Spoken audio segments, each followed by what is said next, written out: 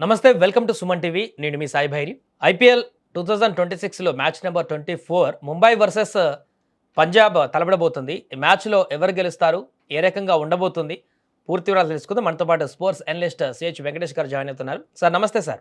నమస్తే సాయి. సార్ ముంబై వేదికగా జరగబోతున్నటువంటి మ్యాచ్లో ఎలా ఉండబోతుంది? మంచి బిగ్ ఫైట్ ఏమైనా ఉండబోతుందా, వన్ సైడ్ అవ్వబోతుందా, ఎలా చూడొచ్చు అంటారు ఈ మ్యాచ్ని?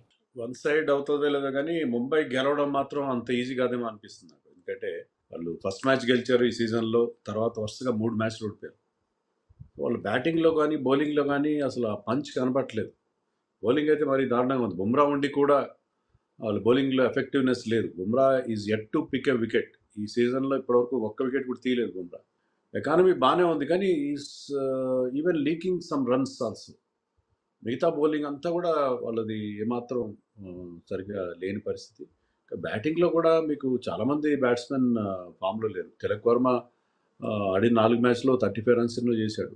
సూర్యకుమార్ కూడా ఒక 100 రన్స్ చేసి ఉంటాడు. వాళ్ళకి so many problems for Mumbai. So మరి అక్కడి నుంచి దాని నుంచి ఎలా తేరుకుంటారు. తాజాగా ఏంటంటే మీకు రోహిత్ శర్మ కూడా గాయమైంది. గాయం, అతని హ్యామ్స్ట్రింగ్ ఇంజరీ ఉంది. అతను మ్యాచ్లో ఆడేది ఆల్మోస్ట్ డౌటే. So they have lots and lots of problems Mumbai Indians.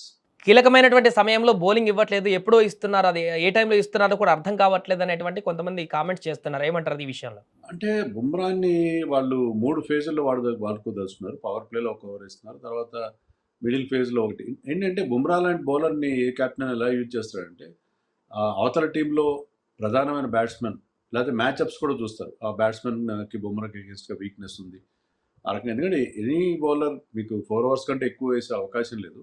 So బుమ్రాని ఎలా యూజ్ చేసుకోవాలనే విషయంలో అక్కడ ముంబైలో చాలామంది బోలెడు మంది కోచెస్ ఉన్నారు. వాళ్ళ హెడ్ కోచ్ జయవర్ధన్తో పాటు చాలామంది ఎక్స్పీరియన్స్డ్ పొలార్డ్ లాంటి వాళ్ళు, మలింగా, వీళ్ళంటి వాళ్ళందరూ ఉన్నారు. కాబట్టి వాళ్ళందరూ బుమ్రాని ఎలా వాడుకోవాలో వాళ్ళకి తెలుసు.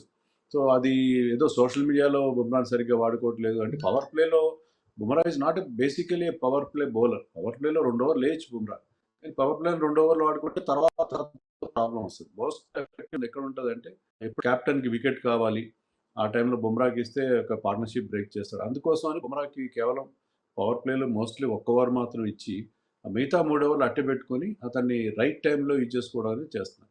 సో అది కాదు కరెక్ట్. అక్కడ బుమ్రా ఎఫెక్టివ్నెస్ లేకపోవడానికి ప్రధాన కారణం ఏంటంటే, మిగతా బౌలర్స్ ప్రెషర్ మెయింటైన్ చేయట్లేదు. ఒకవేళ మిగతా బౌలర్స్ ప్రెషర్ మెయింటైన్ చేస్తే బుమ్రా బౌలింగ్లో వికెట్లు వచ్చే అవకాశం ఉంటుంది. కానీ అలా కాకుండా వాళ్ళు లూజ్గా బౌలింగ్ వేస్తున్నప్పుడు బుమ్రా బౌలింగ్లో వాళ్ళు జాగ్రత్తగా ఆడుకుంటున్నారు.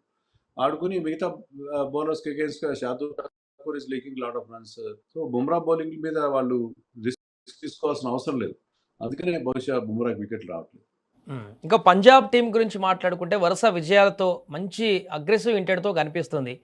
సో వారి బలం ఏంటంటారు? ఈరోజు ముంబైతో పంజాబ్ తలబడుతుంది కాబట్టి 2 టీంల యొక్క బ్యాటింగ్ బలాలను కంపేర్ చేస్తే ఎలా చెప్పొచ్చు అంటారు? Punjab is looking very strong in all department. And బ్యాటింగ్లో చూస్తే వాళ్ళ కెప్టెన్ శ్రేయస్ అయ్యర్ సూపర్ ఫామ్లో ఉన్నాడు.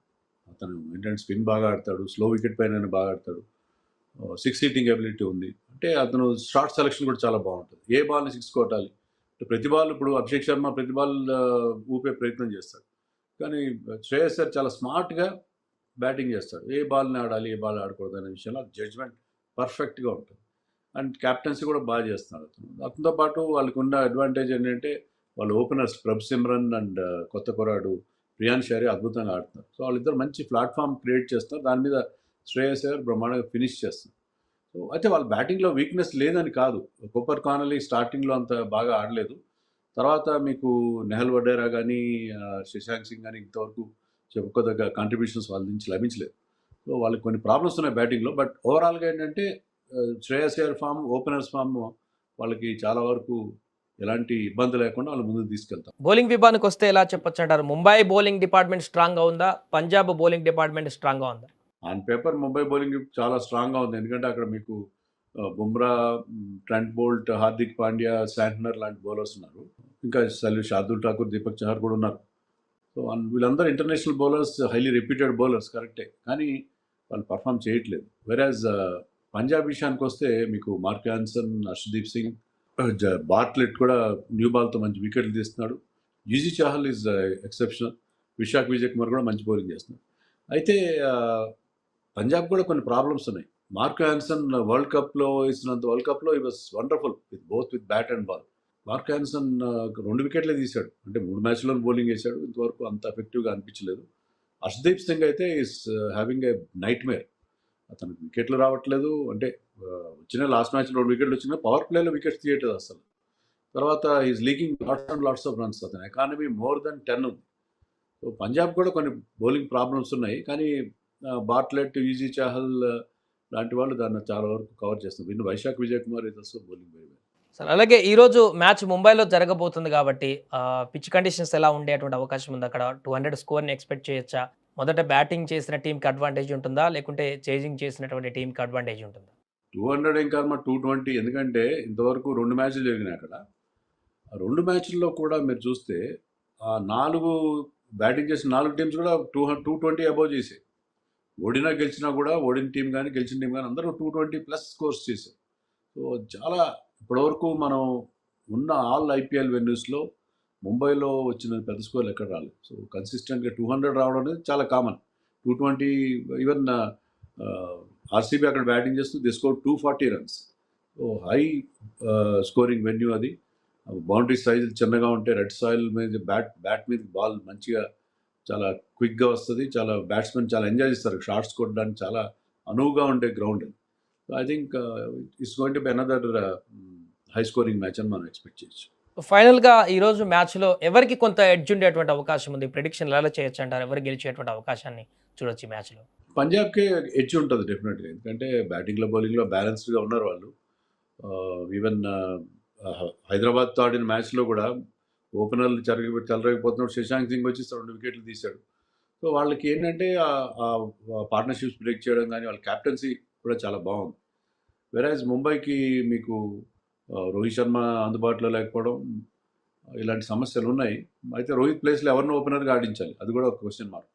నమన్ ఆడించాలా? అయితే విల్ జాక్స్ కూడా ఈ మ్యాచ్కి అవైలబుల్ అయ్యే అవకాశాలు ఉన్నాయని చెప్తున్నారు. మనకు ఖచ్చితంగా కన్ఫర్మేషన్ లేదు. విల్ జాక్స్ అవైలబుల్ ఉంటే అతన్ని ఓపెన్ చేయించాలా ఏంటనేది చూడాలి. రైట్ కాంబినేషన్ గురించి కూడా ఆలోచించాలి. ఇంకా ట్రెంట్ బోల్ట్ని పక్కన పెట్టాలా, అతని ప్లేస్లో అశ్విని కుమార్ని తీసుకురావాలా, మార్కండే ప్లేస్లో ఎవరిని ఆడించాలి, ఇలాంటి చాలా సమస్యలు ఉన్నాయి. సో బట్ ఏంటంటే ముంబై కనుక రైట్ కాంబినేషన్తో రాగలిగితే, బోల్డ్గా ఆడగలిగితే, ఎందుకంటే వాళ్ళ దగ్గర మంచి అగ్రెసివ్ నాక్ ఏదో ఆడలేదు.